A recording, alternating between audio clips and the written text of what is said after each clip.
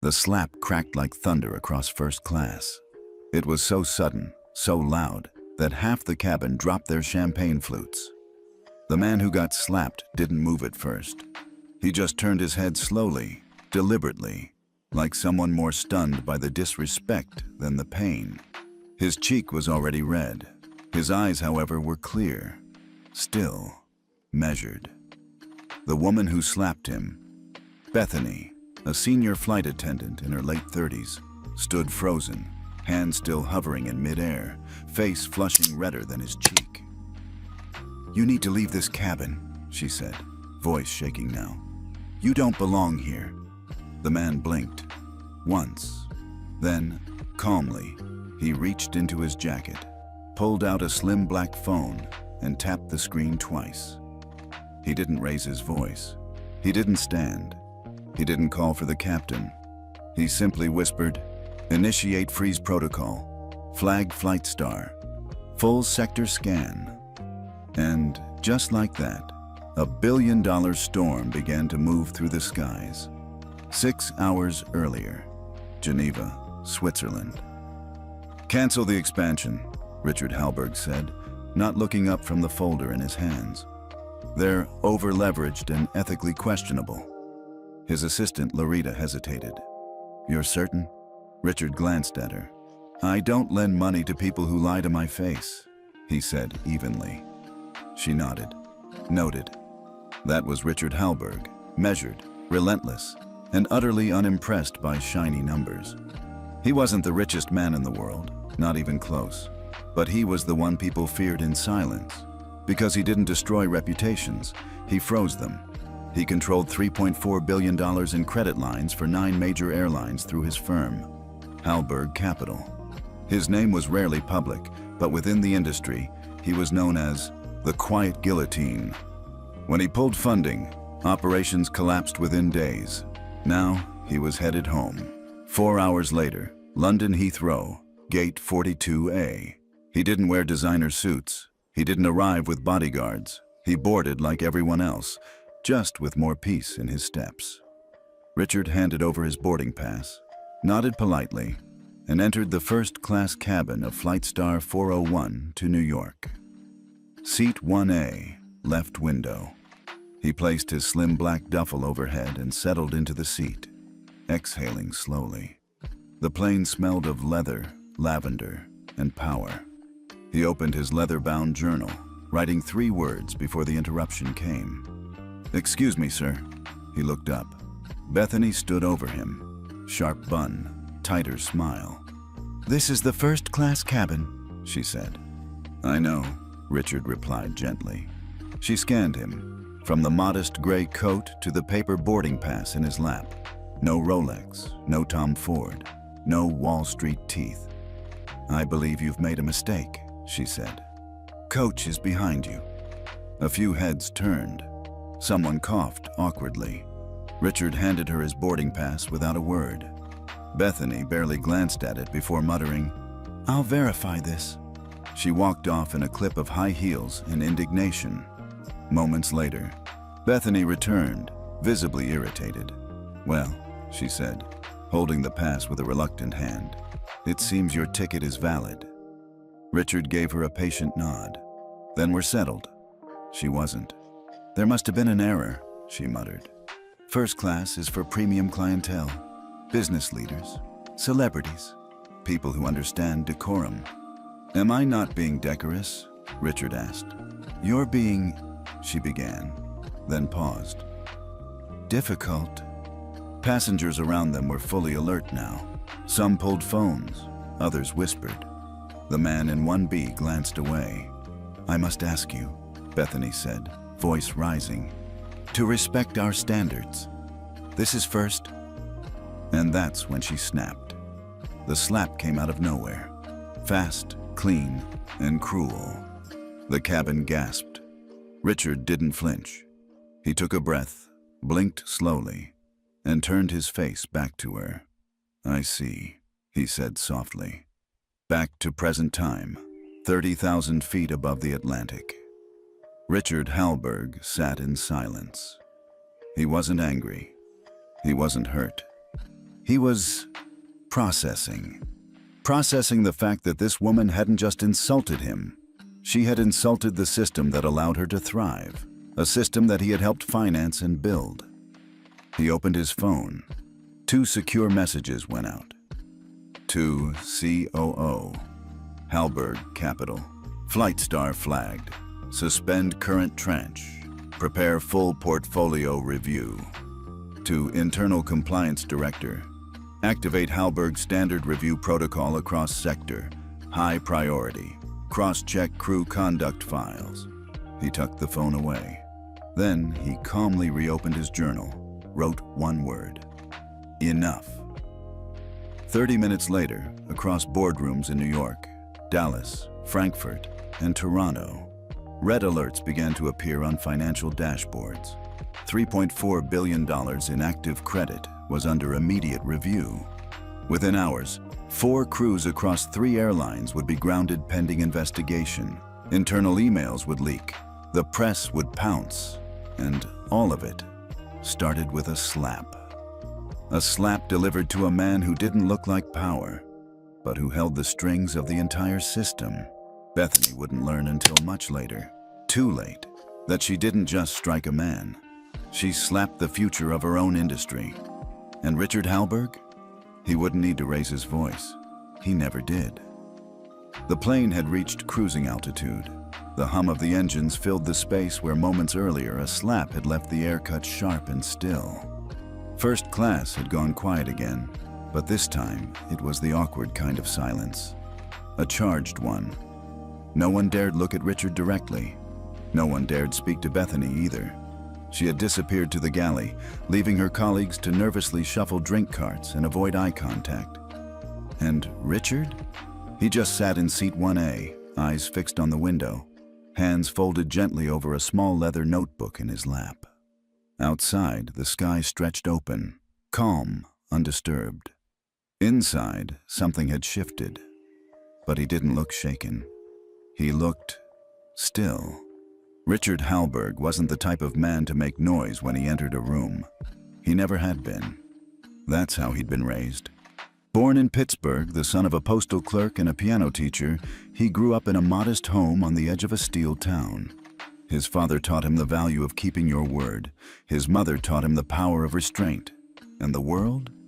It taught him that no matter how smart you were, no matter how much you knew, there would always be someone, some gatekeeper, who'd decide, based on how you looked, whether you belonged. He remembered being 17, applying for his first business loan. Clean suit, sharp numbers, crystal clear pitch. The banker hadn't even looked at the application, just glanced at his shoes. "You're not our usual type," the man had said. Richard never forgot those words, or the slow burn of shame that came with them. But he didn't fight, he didn't yell, he worked. He studied economics by day and worked freight at night. Then he went to Wharton, quietly. Graduated top 5%, launched Halberg Capital with just 3 clients and a desk in someone else's office. And then, he built it. Year by year, without fanfare, without headlines. Now, the man in seat 1A quietly oversaw $3.4 billion in revolving credit lines to the same types of airlines that used to ignore his calls. He never bragged. He never had to. Richard blinked slowly, his fingers brushing the edge of the notebook in his lap. He hadn't written a word since takeoff, just sat there, thinking, not about the slap, not even about Bethany, but about the system that had allowed someone like her to rise, unchecked, unchallenged, empowered to humiliate with impunity. It wasn't personal. Not really. He'd seen worse. But there was something bitter about it this time. Maybe because he wasn't 30 anymore. Maybe because the world kept changing, faster, louder, more connected, and yet moments like this still happened, still hurt, still mattered. Across the aisle, a man in a navy suit shifted uncomfortably in his seat, eyes glancing toward Richard, then away. Twice, he opened his mouth like he wanted to say something. He didn't. Of course he didn't. They never did. People didn't speak up until they knew who you were, until they saw a name, until it cost them not to care. Richard had no name tag, no entourage, no media team. Just him, his notebook, and a mind that could reroute $500 million of liquidity with 2 taps on a screen. Bethany didn't know that. She saw an old man in a muted suit and a paper boarding pass. She saw someone who didn't belong, and that was her mistake. "Would you like a drink, sir?" a junior flight attendant whispered, appearing beside his seat like she was tiptoeing into a chapel. Richard turned toward her slowly, surprised someone had spoken to him. She looked barely 22, nervous, kind eyes. "I'm okay, thank you," he said gently. The girl hesitated. Then, quietly, she said, "I saw what happened. I'm sorry." He gave her a nod. "Not your fault," he replied. "But thank you." She moved on quickly, casting a glance toward the galley. Richard could see Bethany back there, arms folded, whispering sharply to a co-worker. Her shoulders were rigid, her jaw set. She was angry, no longer at him, but at what she'd done, and the fact that everyone had seen it. Richard turned back to his journal, and finally, he wrote, "Power is not in how loud you speak. Power is what still happens when you say nothing." He underlined the sentence once, slowly, then reached for his phone. The dashboard of Halberg Capital was more secure than most national banks. Richard opened the encrypted portal with a fingerprint scan and a passphrase that only made sense to him. He didn't check balances. He didn't review reports. He opened 2 files. Flightstar Airlines, Behavioral Audit Archive Sector-Wide Conduct Assessment. Crew-related incidents. Last 18 months. As the files loaded, he murmured to himself, "Let's see how deep this really goes." This wasn't about revenge. That wasn't his style. It was about accountability. Systems don't break from one slap. They rot over time, from the inside. Because no one ever looks, no one ever asks, and no one at the top ever says, "Stop, that's enough." Until now. Richard had decided he would say it, even if it cost them, even if it cost billions. Because if the people at the front of the plane could treat a stranger like this, on the assumption of status, what were they doing to those without the benefit of age, composure, or silence? He'd seen the pattern before, hidden in customer complaints, camouflaged as protocol, dismissed as misunderstanding. Now it was visible, tangible, personal. He tapped a memo to his COO. Initiate internal conduct review on Flightstar and affiliate carriers. Prioritize crew flagged for customer profiling or escalation incidents. Full reports by morning. Then he leaned back, not in anger, in purpose. The plane hummed. Passengers slept. The world moved on. But beneath it all, something was shifting. Bethany had no idea. No idea that the man she slapped would never raise his voice. He'd never tweet, never sue, never scream. He'd just rearrange the board underneath her, and the sound of that would be louder than any slap. The air in the cabin had shifted again. Not from turbulence, but from tension. It was the kind that buzzed beneath polite smiles and forced eye contact. The kind that made you stir in your seat, unsure if you were witnessing something wrong, or just something you didn't understand yet. Richard sat quietly in 1A, his eyes not on the window this time, but on the reflection in it. From his angle, he could see the galley behind him. Bethany was back there, speaking in low tones to the senior purser, a man with graying temples and a visibly uncomfortable expression. He wasn't arguing, he was nodding. Richard had seen that nod before. The nod of someone who knew something wasn't okay, but had decided it wasn't their battle to fight. 10 minutes passed. Bethany emerged again, chin lifted, posture rigid, and began moving down the aisle. She didn't so much as glance at Richard this time. Instead, she stopped beside a middle-aged black woman seated in 2C. The woman, dressed in a soft blue cardigan and sensible shoes, looked up with a gentle smile. "Excuse me," the woman said kindly. Would it be possible to get a glass of water? Bethany didn't smile back, didn't acknowledge the tone or the warmth in the request. She gave a clipped nod. I'll get to it when I can, then walked past. The woman blinked, visibly surprised, but didn't press. Richard saw it. So did the man across the aisle, but no one said a word. 2 rows down, a white man in a suit, a regular-looking executive type, pressed his call button. Bethany practically appeared before the light finished blinking. "Yes, sir?" she said, smiling wide. "Could I trouble you for a second blanket?" he asked. "Oh, of course," she chirped. "Would you like one of the softer ones from business class? I can check." "That'd be great." Bethany returned in under a minute with 2 options, folded neatly, and even offered to fluff his pillow. The contrast was hard to miss.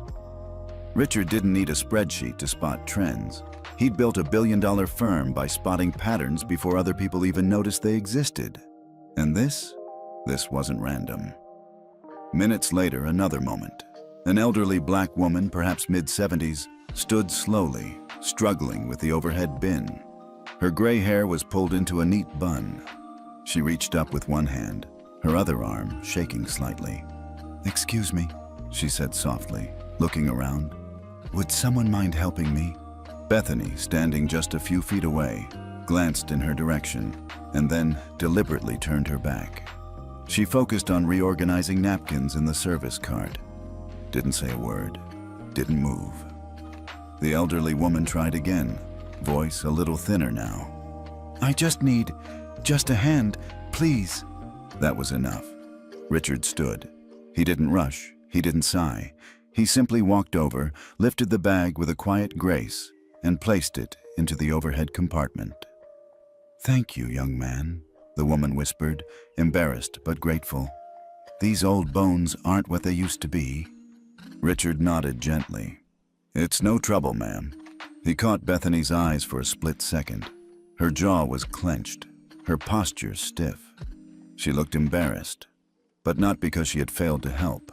She looked embarrassed because he had helped, because the man she had publicly shamed was now clearly watching her, and she didn't know who he was.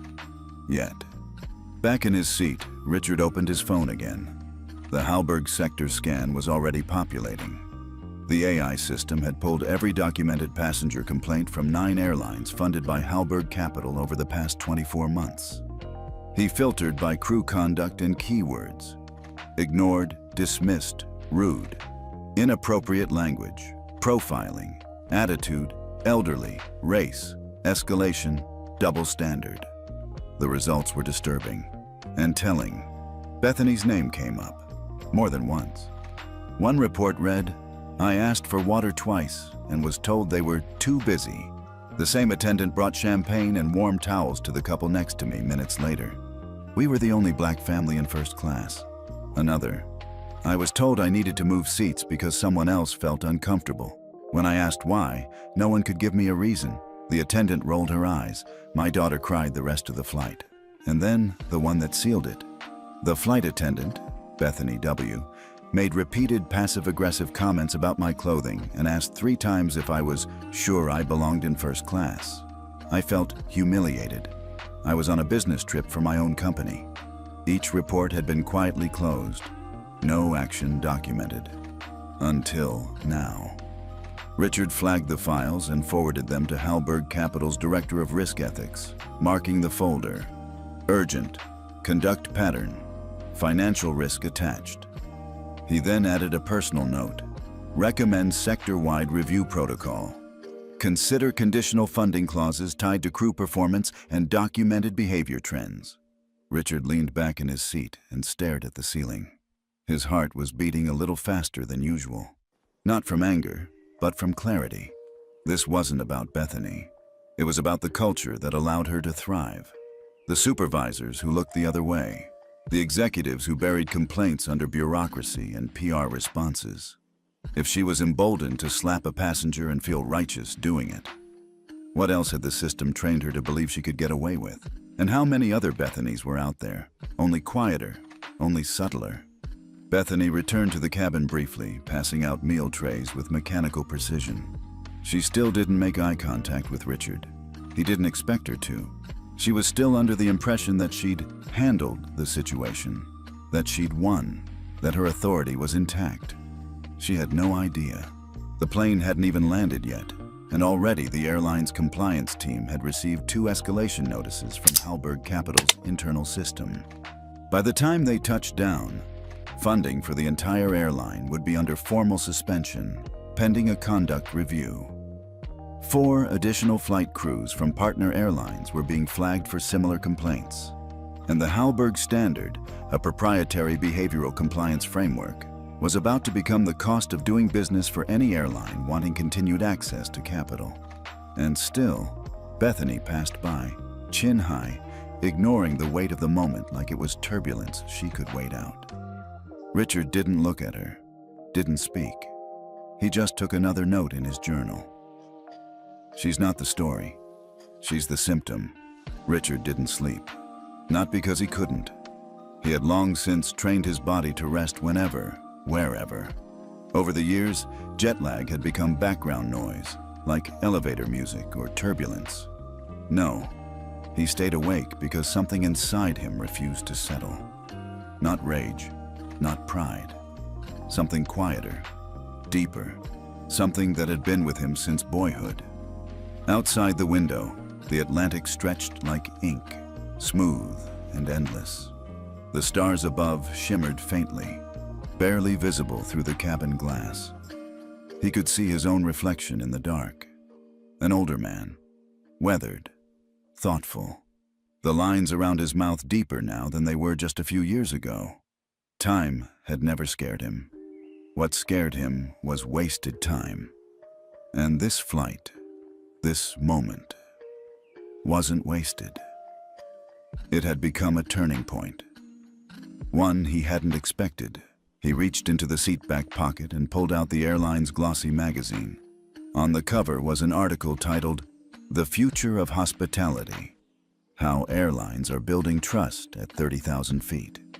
He chuckled quietly, not out of mockery, out of irony, because he'd seen the future of hospitality tonight, and it had spat in his face and told him to go sit in coach. In seat 3D across the aisle, the older black woman he had helped earlier was sipping ginger ale slowly. She hadn't looked at him since he stood up to lift her bag. Not out of ingratitude, he knew that. Out of weariness. Out of that deep, unspoken feeling people like them carried. The cost of making other people uncomfortable. He knew it well. He remembered being her age. He remembered walking into boardrooms and watching people pause just a second too long before shaking his hand. Watching waiters serve him last. Watching security guards eye him in the lobby, even when his name was on the building. And through it all, he never made noise. He made moves. Richard opened his journal again and wrote just one sentence. "You can't audit dignity, but you can fund it." He sat with that line a moment. Then he opened a new file on his phone. Hallberg Standard, Phase 2, Behavioral Credit Metrics. He wasn't just going to freeze money anymore. He was going to build a scorecard system. If you wanted his firm's capital, you'd need to earn it not just with numbers, but with how you treated people, passengers, staff, everyone. And if your crew had a pattern of bias, if your leadership ignored patterns of discrimination, your money dried up. Simple. 30 rows behind him, Bethany moved quietly between aisles. She was calmer now, still avoiding him, still holding on to the illusion that this would blow over. Richard could almost hear her thoughts. He didn't scream. He didn't file a complaint. I was firm. I did my job. She didn't understand. She would. He opened the sector scan on his tablet again. The AI had now flagged 3 other airlines with behavior risk clusters, each linked to unresolved passenger complaints and customer satisfaction dips that correlated directly with crew ethnicity, seat class, and response time. He knew what this meant. He'd seen it in banks, too. Bias doesn't just hurt people, it hurts performance. It leaks into every KPI. It erodes trust. And eventually, it crashes reputations harder than any financial downturn. This wasn't just personal anymore. It was structural, and it was time to connect character to capital. Richard made one final note on the scan. Propose Minimum Dignity Compliance Threshold, DCT. Tiered Interest Model. In other words, the more inclusive and respectful your airline culture, the better loan terms you got. If not, you paid more or lost access entirely. The lights dimmed further. The cabin went into sleep mode, but Richard remained upright. His fingers tapped lightly on the armrest. He wasn't angry at Bethany. In truth, he felt something close to pity, because she'd been allowed to move through her career with just enough power to believe she was untouchable, but never enough wisdom to realize how exposed she really was. She was the product of a culture that rewarded surface control and punished introspection. She was, in many ways, trained to fail, and the system had let her. Until now. He remembered something his father once told him, back when Richard was 12 and had just been humiliated at a school debate by a teacher who accused him of getting help on his presentation because it was too polished. They'd walked home in silence, Richard blinking back tears, furious, ashamed. His father had stopped halfway down the block and said, "You can yell, and they'll hear you once, or you can outlive them, and they'll hear you forever." That night, Richard had stopped crying and started studying. He smiled faintly at the memory, and then closed the journal. It was enough reflection for one flight.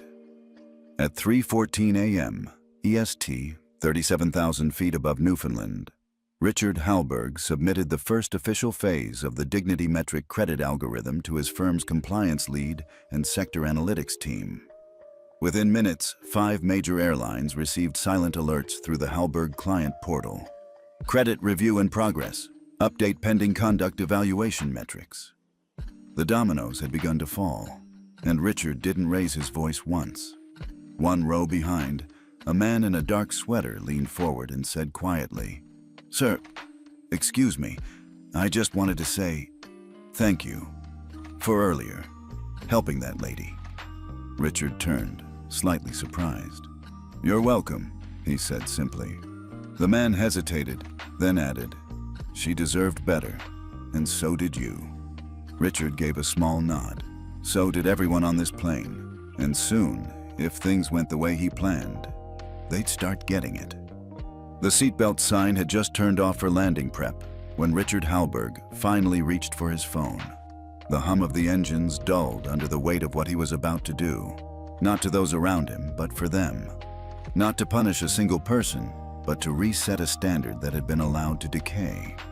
He unlocked the screen, then tapped a contact not many people knew he kept. "Peter, Hallberg Capital, Emergency Protocol." The phone didn't even ring twice. "Mr. Hallberg," came the voice on the other end. Crisp, alert, no small talk. "We're clear to move?" Richard asked. "Yes, sir. The AI audit tagged conduct patterns across 4 primary carriers. We also received confirmation that Flightstar's onboard incident aligns with multiple unresolved complaints involving the same crew member. Do we proceed?" Richard didn't answer immediately. His eyes were fixed out the window, watching the coastline of the northeastern United States appear in the distance. City lights shimmered like constellations flipped upside down. "I want the freeze in place by the time we land," he said. "Full halt. Include all pending tranches, even the non-domestic ones." "Yes, sir." "And Peter," Richard added, voice calm but firm. "Cross-notify our lending partners. They need to understand this isn't about finance. It's about culture. Frame it accordingly." "I'll handle it." The call ended. Just like that. One conversation, no shouting, no threats, no press releases. And yet, by the time Flightstar 401 touched the tarmac, the financial lifeblood of an entire airline and 3 of its code-share partners had been shut off. As the wheels screeched softly against the runway, Richard looked around the cabin. Passengers were stirring awake, seatbacks upright, devices retrieved, smiles returning to tired faces as if nothing unusual had happened. Bethany walked through the aisle, smile rehearsed. voice cordial once more. She thanked people for flying. She offered wishes for a pleasant stay in New York. But Richard noticed her avoid row 1 entirely. She stopped at 2A, skipped him, and resumed at 3B. Small move. Telling one. She knew something had shifted, but not how much. Not yet. Inside Flightstar's headquarters, however, the ground had already begun to crack. An emergency alert flashed across the private dashboard of the airline's CFO. Priority 1. Credit flow suspended. Hallberg Capital Reisen. Conduct review triggered status. Pending internal audit plus external compliance validation estimated freeze duration indefinite. The CFO froze mid-coffee sip. 3 seconds later, the CEO's phone buzzed. Then legal. Then investor relations. By the time Richard exited the jet bridge, 5 phones were already ringing in 5 different boardrooms. Meanwhile, Richard moved like he always did, quietly. He stepped into the terminal, nodding a polite thank you to the gate agent, who smiled without knowing she had just seen the most powerful person in the room walk by. He didn't need recognition. What he needed was results. 30 minutes after wheels down, Richard sat in the back of a black Lincoln town car headed toward his apartment in the Upper East Side. His phone buzzed. It was Sarah Jennings, his chief strategy officer at Hallberg Capital. "I just got off the call with our board," she said. "They're all in." "Good," Richard said. "The freeze holds across all lines?" "All 9 carriers. Total freeze, $3.4 billion. He nodded. "They know it's coming from me?" he asked. "I didn't say your name," Sarah replied. "But they'll figure it out," he chuckled. "They always do." Back at Flightstar HQ, the situation had escalated. The CEO stood in a glass conference room surrounded by lawyers, PR reps, and risk analysts. On the screen was a copy of the complaint report from the flight Richard had just taken. Passenger names were redacted, but the crew names were not. Bethany's name appeared 6 times in the system over the past 18 months. Each entry was marked, "Closed, no action." That was no longer acceptable. The CEO leaned forward and said flatly, "We're not just dealing with one slap. We're dealing with a trend that's now tied to the survival of this company." Someone tried to push back. "Isn't this just a PR overreaction?" The CEO didn't even blink. "Hallberg Capital doesn't do PR, they do patterns. If they pulled funding, it's because they found what we refused to see." The room went quiet. By the time Bethany clocked out and headed to her car in employee parking, she had no idea her name had just been flagged across 4 airlines as a liability. No idea that her conduct reports were being exported into risk dashboards. No idea that HR had scheduled an emergency meeting with her name on the subject line. And certainly no idea that Richard Hallberg, the quiet man in seat 1A, was currently drafting an internal memo that would reshape how airlines tied crew behavior to financial privilege. In the Lincoln, Richard scrolled through emails. One caught his eye. An analyst at Hallberg had finished a fast summary report. Impact projection, preliminary. Flightstar, 960 and pending funds frozen Atlas Air, 740 now Global Sky, 1.1 B. Aero, Europa, 600 pound, total suspended capital, 3.4 B. Risk flags, origin 67% tied to crew behavior, attendant conduct, profiling, response bias. Recommendation, publicly announce new Hallberg standard in 48 hours. Richard tapped a reply. Too soon for public. Let it leak naturally. But internally, initiate pilot onboarding plan. Let's start from the inside, not the press. Later that evening, Richard sat by the window of his study, overlooking the city. He wasn't a man who smiled often, but tonight he did, just a little. Not because he had exacted revenge, but because he had done something few people in power ever get to do without ego. He had turned humiliation into reform, quietly, thoroughly, permanently. A single phone call had changed the trajectory of 5 airlines, not because of who he was, but because he knew exactly where the real pressure points were. Bethany had aimed her hand at a man she thought was beneath her. She didn't realize she had just slapped the banking system that let her airline fly.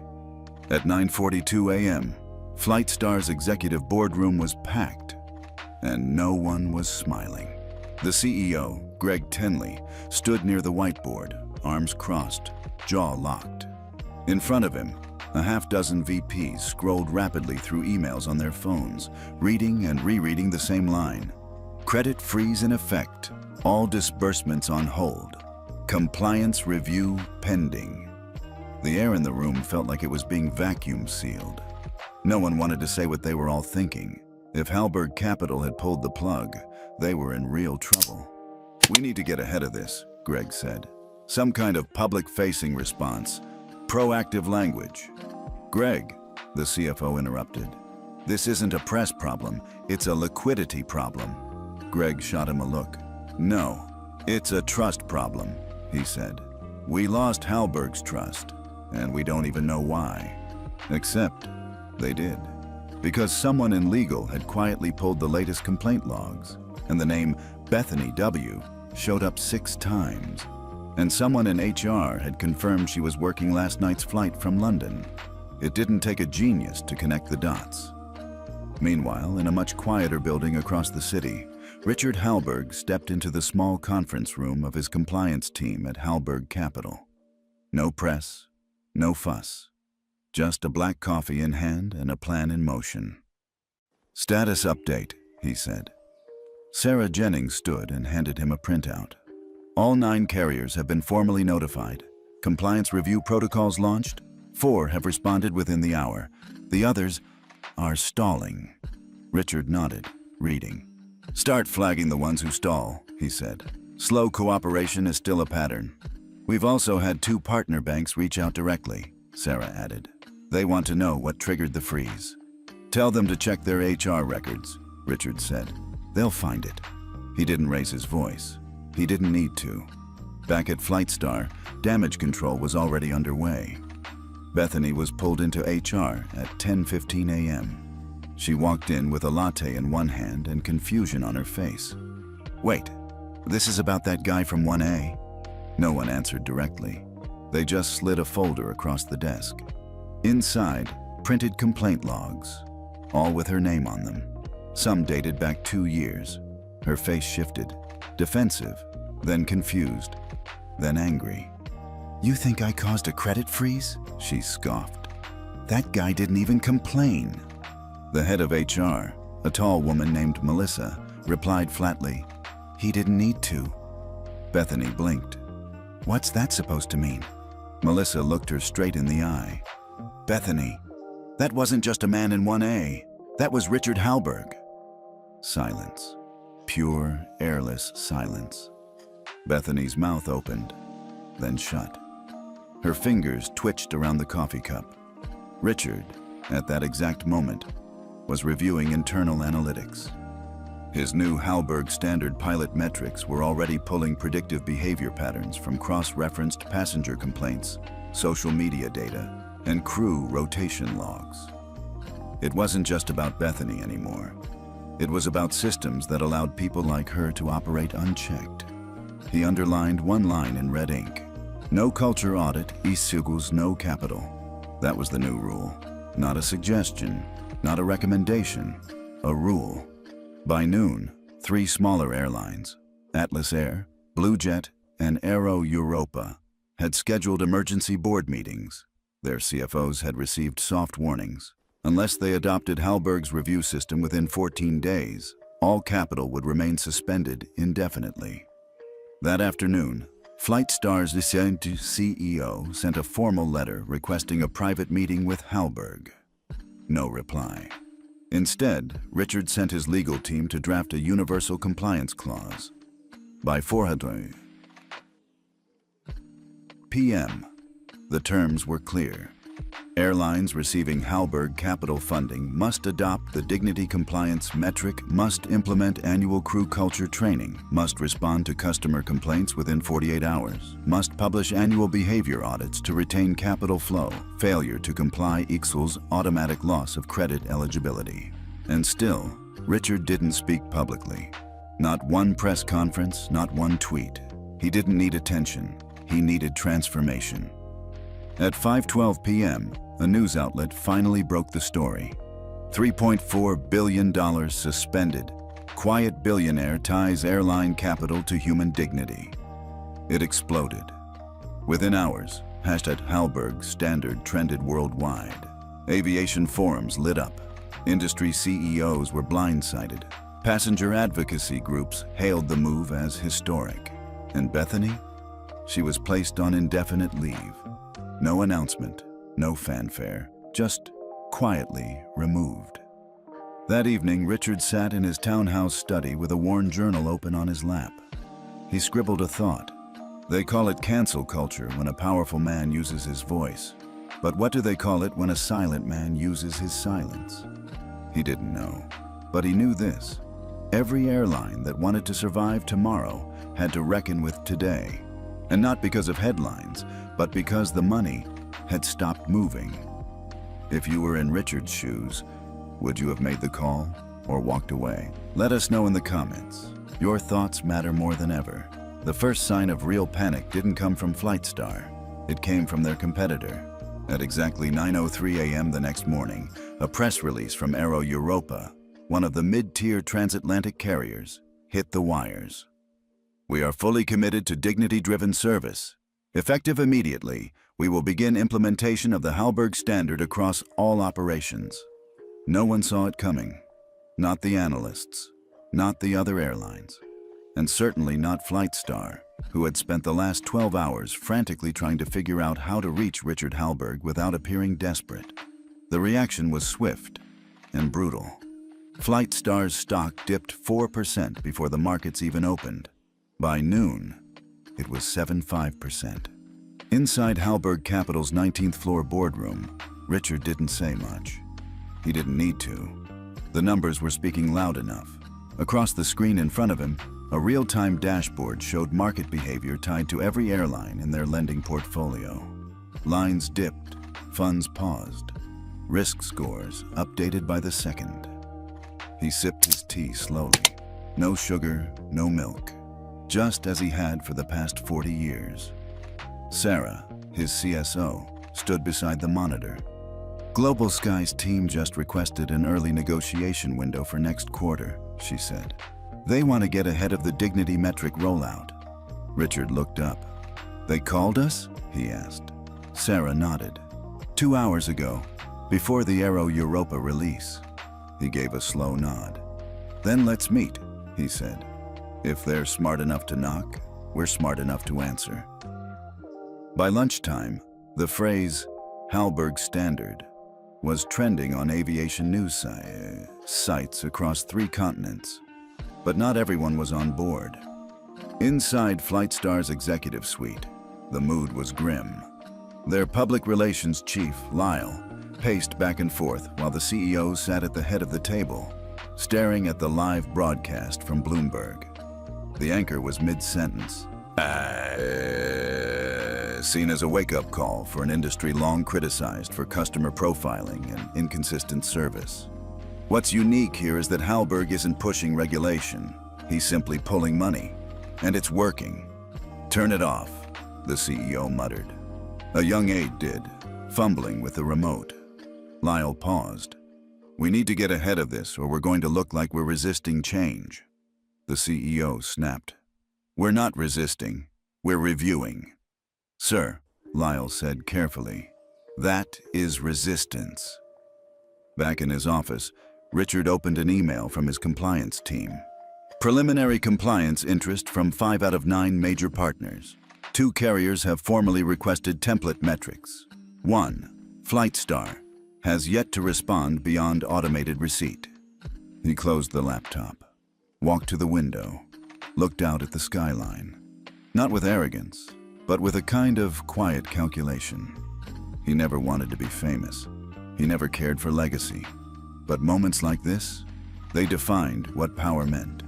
Not because he had used his wealth to crush someone, but because he had used it to shift the axis of an entire industry without ever giving an interview. In a hangar-turned-training center outside Chicago, a Flight Star internal memo had just gone live. Effective immediately, all crew are required to complete Phase 1 of the Dignity Training Module. Attendance is mandatory. Bethany read the email on her phone in stunned silence. She was sitting alone in her car, engine off, hands trembling slightly. Yesterday, she had been pulled aside and told she was on leave. Today, she was being offered a choice: enter training and return, or resign. She hadn't responded yet. She wasn't sure if she even could. How do you return to work when you've become the case study? Meanwhile, public reaction was growing. One video blog, normally focused on airline points and travel hacks, uploaded a new episode titled "The Billionaire Who Grounded an Industry and Never Raised His Voice." It got 2 million views in 24 hours. Passengers began sharing stories, some familiar, some horrifying, many subtle. A woman posted, "I once flew first class with my elderly father. He's black. The attendant asked me for ID to confirm I had paid. Never looked at him, just skipped him. Now I wonder, what if someone like Richard had been watching?" A retired teacher wrote, "Hallberg didn't cancel anyone. He didn't call the news. He just said, 'You don't get money if you disrespect people. That's not vengeance. That's leadership.'" And beneath those comments, thousands more followed. Richard read a few that night, only a few, enough to remind him that what he was doing mattered, that his silence, his stillness, hadn't gone unnoticed. And then, like always, he closed the laptop and opened his journal. It was never about the seat. It was never about the slap. It was about a system that believed kindness was optional and that cruelty had no cost. And still, he didn't gloat. He didn't post. He didn't speak to the media. Because the moment you make it about yourself, you shrink the size of the message. Back at Flight Star, the CEO finally agreed to meet with Richard's team. But he didn't meet Richard, because Richard never showed up. Instead, he sent a junior associate, and with her, a single sheet of paper. The updated terms of funding, the new conditions, the behavioral thresholds, and, at the bottom of the page, one line handwritten in perfect cursive.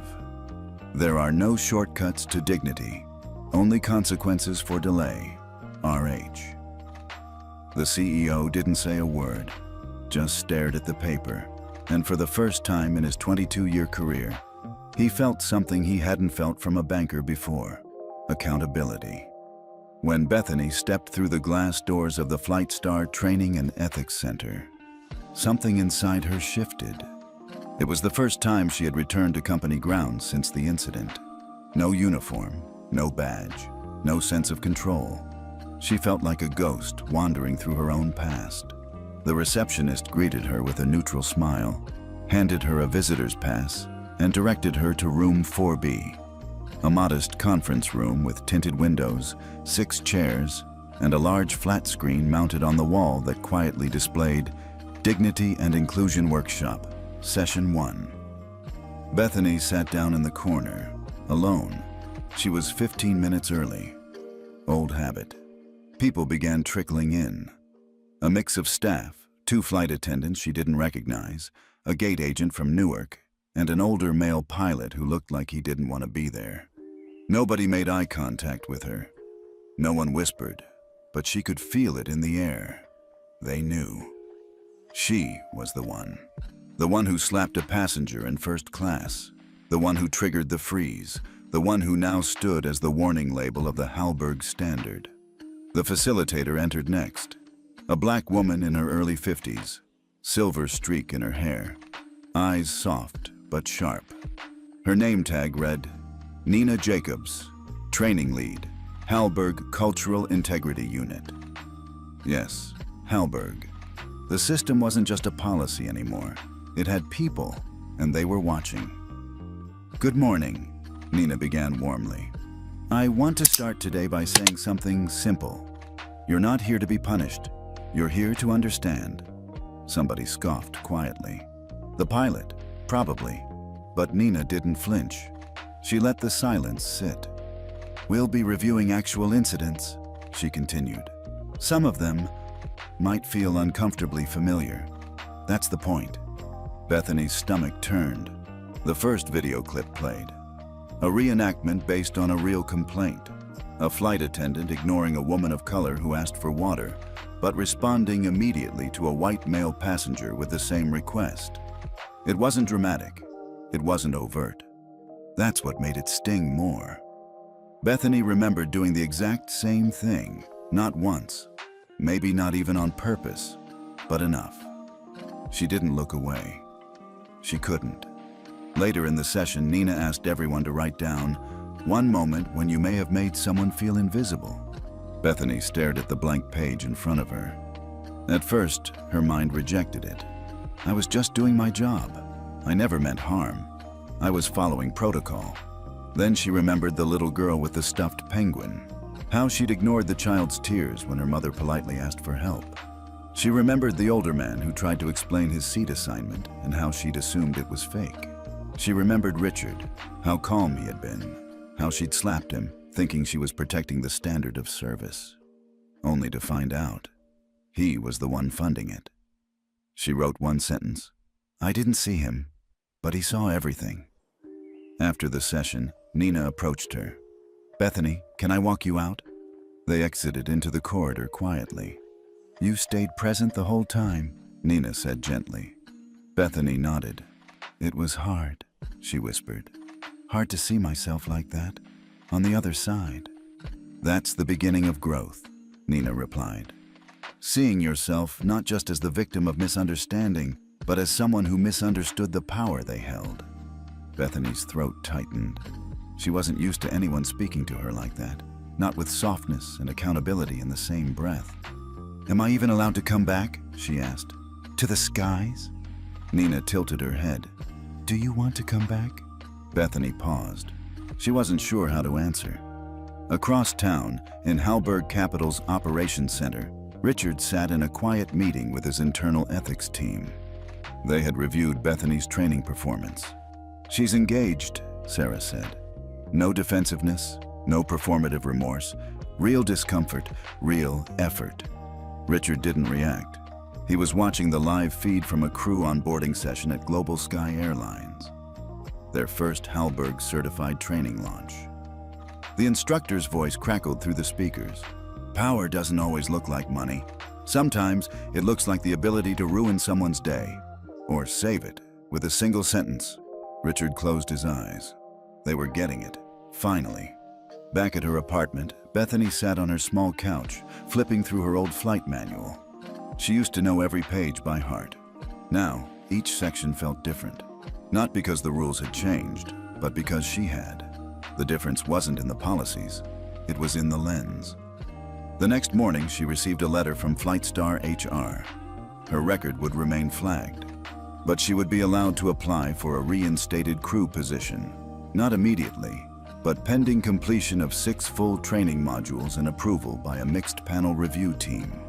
No promises, no guarantees. Just a door. One she could earn her way back through, if she was willing to work for it. In a surprising twist, her phone buzzed later that evening. It was a message from someone she didn't expect. From Richard H. "I believe redemption isn't given. It's chosen. And chosen again. Keep choosing it." Bethany sat frozen for several moments. No signature, no threat, no conditions. Just a man she had once humiliated, now reminding her what grace looked like. 2 weeks later, Flightstar launched its first Halberg-endorsed Ambassador crew, a team of 10 veteran flight staff trained to lead the new culture initiative across all hubs. Bethany wasn't on it. Not yet. But she showed up. Every morning, sat in the back of every seminar, took notes like a rookie. And when passengers started to notice real change, it wasn't just because of Richard Halberg. It was because people like Bethany finally understood who they were becoming. It started with a cup of water. Simple, forgettable even. But to Mrs. Teresa Holloway, a retired school teacher flying alone for the first time in over a decade, it meant the world. She had barely settled into her seat in 4A when the flight attendant knelt beside her, not hovered above, not barked instructions, but knelt, gently asking, "Would you like some water while we're still on the ground, ma'am?" Mrs. Holloway blinked. "Oh well. Sure, if it's not too much trouble." The young man smiled. "It's never trouble. You're our guest." When he walked away, she sat still for a long moment, hands in her lap, eyes moist. No one had ever said that to her on a plane before. A few rows back, a mother traveling with her 2 mixed-race children noticed something else. When she struggled to juggle her toddler's backpack, snack bag, and the stroller gate check tag, a uniformed crew member stepped in, smiling. "Here, let me carry that for you. We've got you." No judgment, no sighs, no sideways glances. Just help. Real, human help. Flightstar's cabin atmosphere was shifting, and not in grand, theatrical ways, but in thousands of quiet moments. Moments that were once ignored, dismissed, or rushed. Moments that now made people feel seen. Inside the airline's New York Training Center, Nina Jacobs reviewed her team's weekly progress report.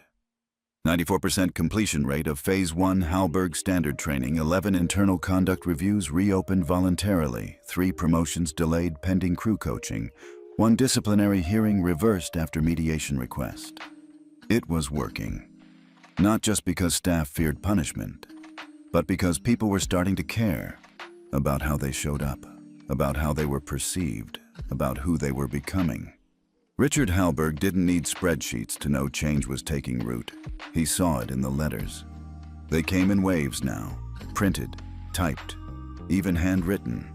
Some were from passengers, others from staff. Some came from the very people who once resisted the change. One in particular stood out. It was from a senior gate agent in Atlanta. "I used to assume the loudest passengers were the problem. Now I check if we're the ones who forgot to listen first.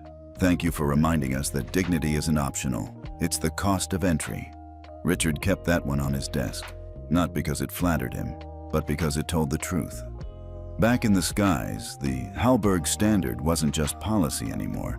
It had become reputation. Passengers began posting on social media, not complaints, but compliments. Flightstar crew actually offered to help me before I had to ask. "Never happened before. Is this real?" My mom cried. First time anyone helped her lift her carry-on without acting like it was a favor. "Something's changing. Feels different. In a good way." On a quiet Thursday morning flight from Boston to Dallas, Bethany took her seat in the jump seat for the first time in 42 days. No one made an announcement about her return. No spotlight, just another crew member. But those who knew, knew. And they watched her. She noticed every glance, every pause in a conversation, but she didn't flinch, didn't posture. Instead, she went row by row, offering assistance, adjusting blankets, greeting passengers like old friends. She wasn't pretending. She had earned her return, not with apologies, but with action. And that day, when a young black girl hesitated before asking for a juice refill, Bethany knelt beside her and said, "You don't have to ask small, sweetheart. Ask proud." The mother's eyes filled. She mouthed a silent, "Thank you." Bethany just smiled. In Halberg's midweek operations meeting, Sarah presented the latest compliance dashboard.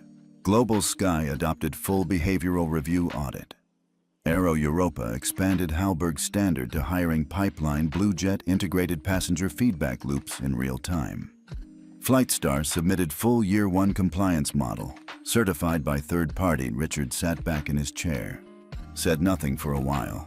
Then, "What about the complaints?" "Down 38% overall," Sarah said. "Bias flagged reports down 54%. Repeat offender patterns? Mostly gone." He nodded.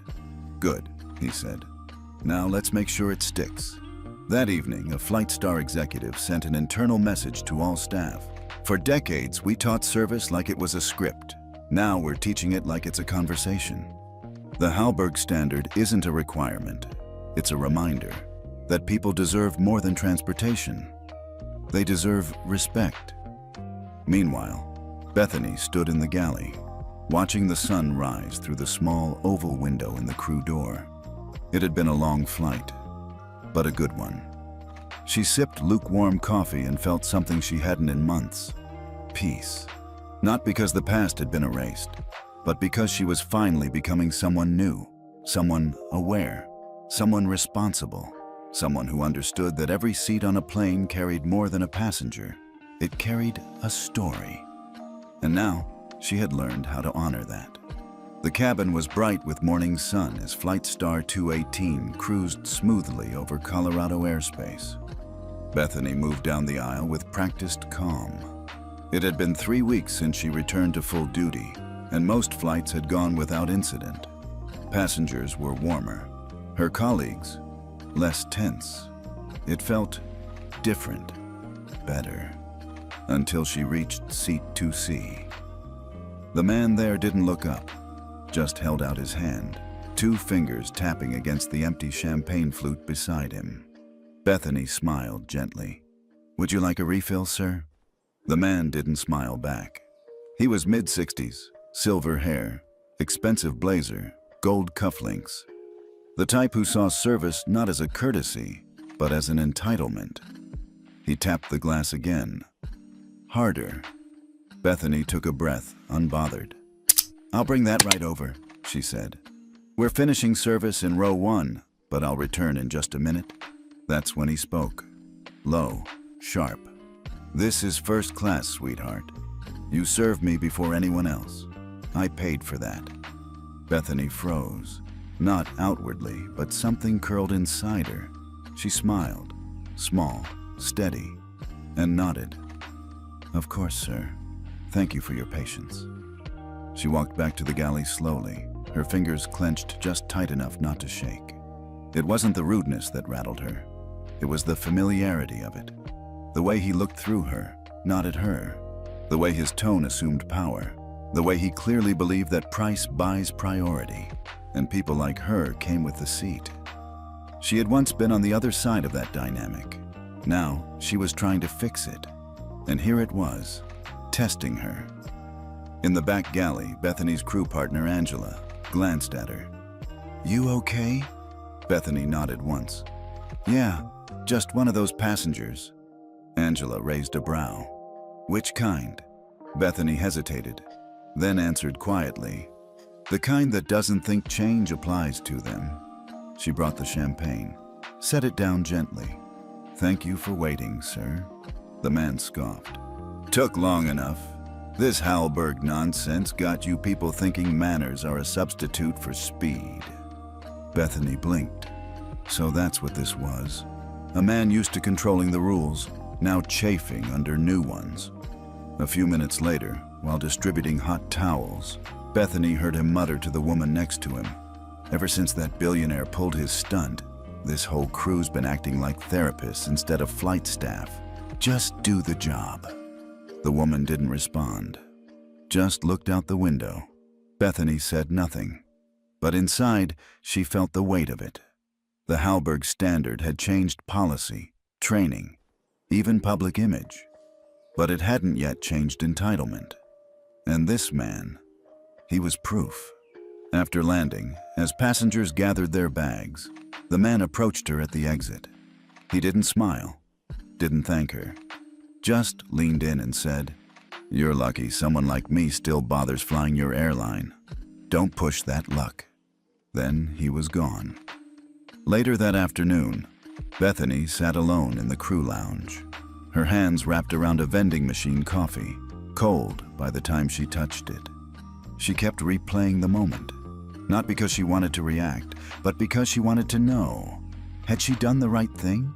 Had she truly lived the standard she now represented? That's when her supervisor, Marcus, walked in. He sat across from her, said nothing for a while, then pulled out his tablet and turned the screen toward her. It was a passenger survey submission. From 2D, the woman who had sat beside the man. Bethany read it slowly. "I watched your crew handle a very entitled and inappropriate man today. I was afraid she'd snap. I would have, but she didn't. She stayed calm, professional, but firm. This is what change looks like when it holds. Quiet strength, not submission. Bethany's eyes welled. She hadn't cried through training, not through HR, not even when Richard Hallberg had messaged her. But now, she allowed it, just for a moment. Marcus handed her a tissue and said quietly, "This is why we backed you. Not because you were perfect, because you were ready." That night, in his townhouse library, Richard Hallberg sat reading a report from Flightstar's culture liaison. The subject line read, "First class incident, passenger resistance to new norms." Richard read the brief summary, saw Bethany's name, saw the quote from the passenger in 2D. He smiled faintly, then underlined one sentence in the report. "Crew member demonstrated full behavioral alignment under provocation. De-escalation achieved without concession." Richard closed the file, then opened his journal and wrote, "The real test isn't policy, it's poise." The next day, Flightstar announced a new initiative. They called it Altitude Integrity, a peer-nominated recognition program for staff who upheld the Hallberg standard under real pressure. The first recipient? Bethany. Not for training completion, not for public apology, but for quiet grace in the face of outdated arrogance. The announcement was internal. No press, no email blasts. Just a notice in the crew app, with her name and a one-line commendation. For remembering that dignity is most visible when others try to erase it. The call came on a Tuesday, not from a journalist, not from a CEO, but from a private equity firm in Zurich, well-dressed, well-mannered, and well-funded. Richard Hallberg didn't answer right away. He let the voicemail play out as he stood by his window overlooking a rainy Manhattan skyline. "Mr. Hallberg, we admire your vision. The Hallberg standard has become a disruptive force. We'd like to discuss acquiring the IP, scaling it globally, and, if you're open, buying you out." He didn't blink, just turned the volume down. By that point, 8 airlines had fully adopted the Hallberg standard. 3 others were negotiating early compliance just to stay competitive, and the media had pivoted. They no longer called it Hallberg's revenge. They called it the quiet revolution in the skies. Business schools were writing case studies. Passenger trust metrics had skyrocketed.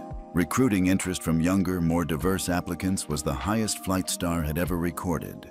And yet, here came Zurich, with its suits and strategy decks, trying to turn dignity into a line item. Sarah Jennings, Richard's longtime CSO, didn't hide her reaction.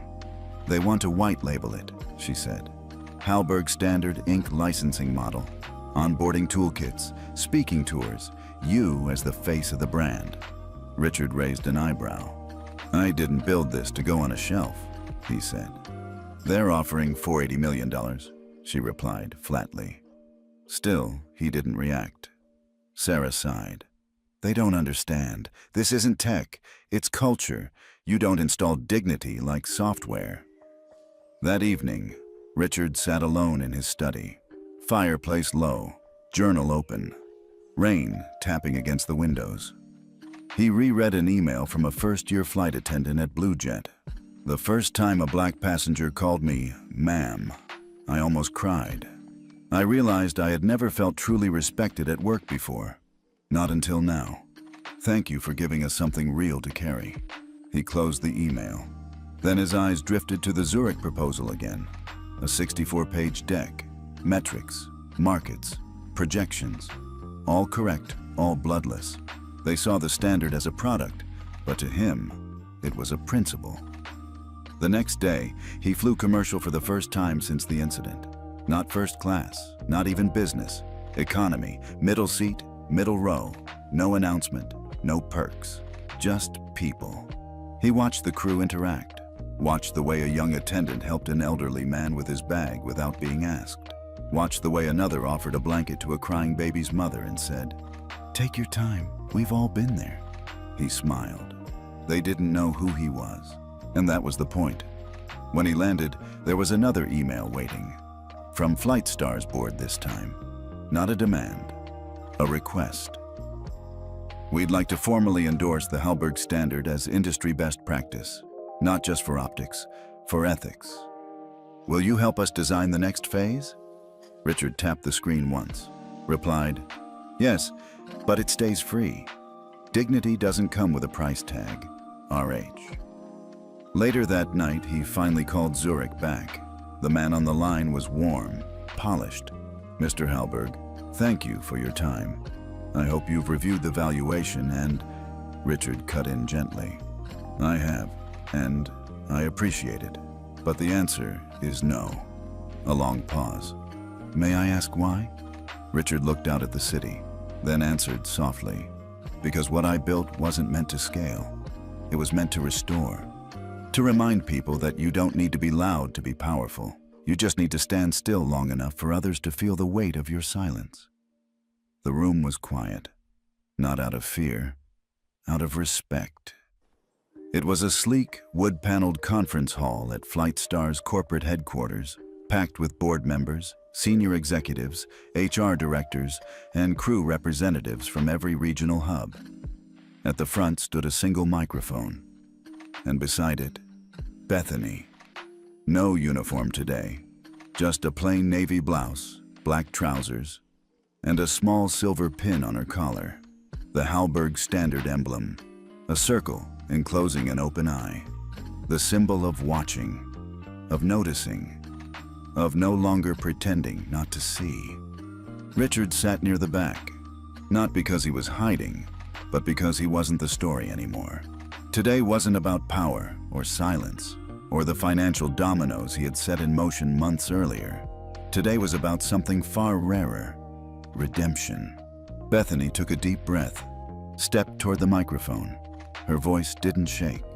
6 months ago, I made a choice on a flight that changed my life. I thought I was enforcing professionalism, but what I was really doing was policing who I thought deserved dignity. The room didn't move. No cameras, no sound crew, just people listening.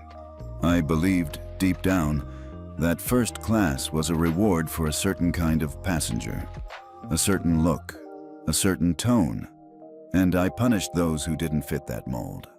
Not with violence every time, but with something worse, with dismissal, with coldness, with silence. She paused. Until one day, someone finally saw me. Not just my mistake, but my pattern. And instead of shouting, he made one call, and suddenly, the whole world listened. No one looked at Richard, but everyone felt him. Bethany continued. What I did was wrong. What the system allowed me to do was worse. And what Mr. Hallberg taught us was that we can't fix culture by asking the people hurt by it to stay quiet. We have to change what we tolerate, what we teach, what we fund. A soft murmur of agreement moved through the room. She smiled gently. This isn't about me getting my job back. It's about us, not forgetting how we lost sight of people in the first place. From the back of the room, Richard leaned forward just slightly in his chair. A younger executive beside him whispered, "Do you think she's ready?" He didn't answer. He just smiled. Later that afternoon, Flightstar's CEO took the stage. He cleared his throat, spoke plainly. As of today, the Hallberg Standard is no longer a pilot initiative. It's the foundation of who we are. Every new hire, every internal promotion, every partner we work with will be measured by this framework, not just for compliance, for character. He turned toward Bethany, then toward Richard. We're not just building better service, we're building better people. That night, Richard walked alone through Central Park. The city hummed softly in the distance. He stopped near a small bench beneath a maple tree and sat down, watching the leaves shift in the wind. His phone buzzed. A message from Sarah. Zurich backed off. No more offers. They say you've created something too ethical to monetize. He chuckled quietly, then typed back, "Good. Maybe they'll build something human next time." The next morning, a new crew class began training in Houston. Their facilitator was Nina Jacobs. She stood beside a whiteboard with the words, What does dignity feel like? One by one, the trainees answered. Like being seen. Like not needing to prove I belong.